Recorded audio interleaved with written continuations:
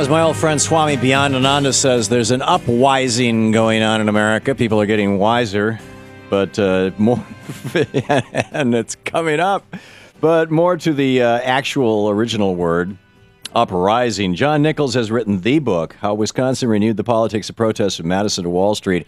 The title, Uprising. John, welcome back to the program. Well, Tom, you were there the whole way, so I feel like we're just continuing the conversation. But well, thank you, and thank you for the kind acknowledgement in your book. Well, well, first of all, just give me your summary, as it were, the John Nichols stump speech on why Wisconsin counts and what's important about this. Well, I think Wisconsin counts for a whole bunch of reasons. It's like any struggle that draws hundreds of thousands of people into the streets and produces a recall drive against a sitting governor with more than 1 million signatures. I mean, there's a lot going on there. But the core thing that I think is important to take away from this is that Wisconsin renewed the politics of protest, or the concept of street-based protest, as a powerful tool in our broader political life. For too long, I think progressives especially, had relied on an assurance that certain rights, certain protections were in place, and that while you might lose an election, you could wait around to the next election and hopefully win that one. We fell into a trap of constant electoral politics. And that just doesn't work. It doesn't work at a point with the Citizens United ruling and other decisions allowing corporations to flood money into our politics and really define our elections and our policy making. And so there has to be another outlet. There has to be a way for people to hold their elected officials to account and to prevent draconian measures that really aren't just about policy, but are structural changes that alter our small d democratic rights, take away our right to organize a union, take away our right to vote easily with voter ID laws and things like that. And Wisconsin, in response to Governor Scott Walker's attempt to dramatically undermine labor union rights, had this massive outpouring, people going to the streets, surrounding the Capitol, occupying the Capitol.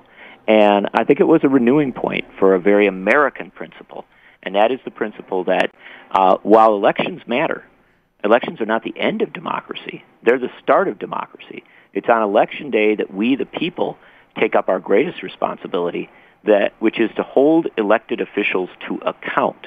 And Wisconsinites have been doing that for a year now. It's a very exciting thing. Here's the, you're writing not just from your home state of Wisconsin, but also for the nation as the DC editor, as a national, with a national perspective, and doing a national show. This is the thing that I see that concerns me, John, mm-hmm. and that is that we have states. In Wisconsin and Madison, you've got the Mike 92.1, terrific, very very powerful station.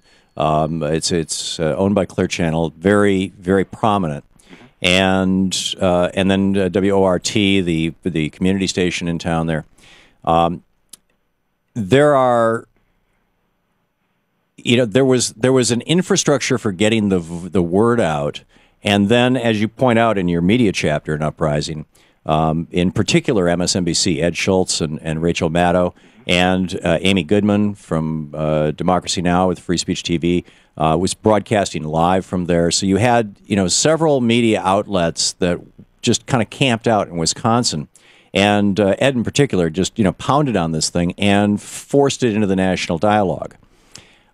In Indiana, I don't think any of us progressives have a single radio station. In Florida, I remember when Clear Channel closed their last progressive station down in Florida, and it was pulling 4 shares and replaced it with a sports station that's pulling 1 shares now. Mm-hmm. And we're not seeing this going on in Florida.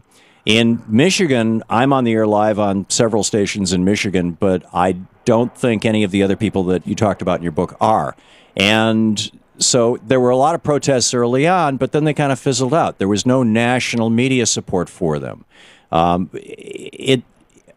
My concern is that we've got governors in 23, 24 states, governors or legislatures, that have succeeded in laying off 700,000 government employees over the last 3 years, who are eviscerating people's rights, who have already bumped 5 million people off the voters' rolls, who won't probably even realize it until they show up in November.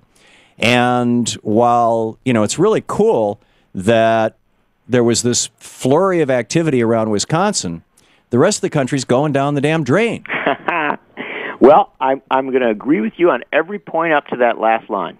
And I'm going to tell you that you're exactly right, that media becomes such a fundamental part of this. Focusing attention on places is very, very vital. But you're also right that our progressive media is not nearly so spread across this country or so powerful or so on the ground as it needs to be. And that's why I wrote a chapter on it. But one of the striking things about Wisconsin is that it's not about Wisconsin. It was one state that rose up and has had a mass mobilization, and that mobilization continues. It has been different and in some ways more dramatic than other places.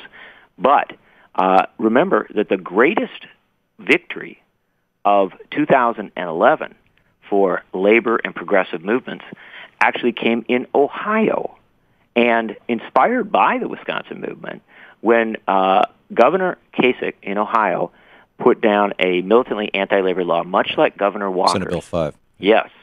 Ohioans took things up immediately.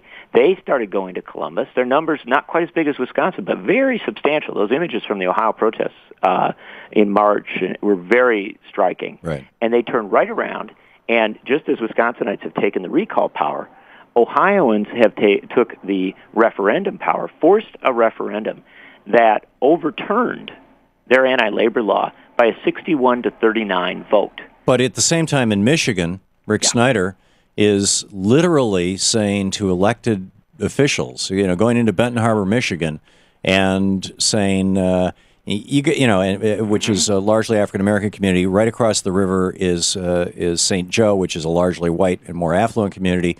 And Benton Harbor has had this jewel along the lakefront, Lake Michigan there. I've been there. Yeah. This jewel of a park that was donated in the 19-teens to the city by a family that said, this must remain the property of the city forever. This is the condition by which we give it. And he goes in and he says, okay, City Council of Benton Harbor, elected by the people, you're not running the city the way that we think you should, so you have no power whatsoever. We're putting in a crony of mine who's going to privatize that lakefront property and sell it off to condos for largely people from St. Joe to come over and live on the ocean or on the lakefront. And there's no huge protest in Michigan. It's like there. I'm very much trying not to be the cup half empty guy, but I am very concerned that we need to keep our eye on the massive amount of work that needs to be done while we're championing our victories in Wisconsin and in Ohio. And arguably that's one victory in Ohio out of as many as 20 or 30 issues that Kasich has gotten through the legislature that nobody has pushed back on. Let me tell you another victory, okay? We got 30 seconds. Arizona. A couple weeks ago, based on Governor Walker, they put down a militant anti-labor set of proposals. Yeah, we are on the air on KPHX in Phoenix right this minute while we speak, and we get a lot of calls from there, and there's been a lot, and we've been pushing these things very hard. That's what I'm telling you, brother. But that's the thing. I'm on the air in Phoenix. Well, our answer is to get you on the air in more places, but it's also to recognize that when we rise up, we have the ability to beat these things back. We've got the power. We have to communicate that reality to people in every state in the country. If we do, I think we can pull it off. Yeah, I really believe in this power of the people and a new politics approach. I do too. And we have to take step by step and make it all work. You're right. John Nichols. Stick around. This is the Thom Hartmann Program. John Nichols' new book is called Uprising. Now, Wisconsin renewed the politics of protest from Madison to Wall Street. It's just out this week. Track it down. There'll be a link from our website. Thank you, John. Thanks, brother.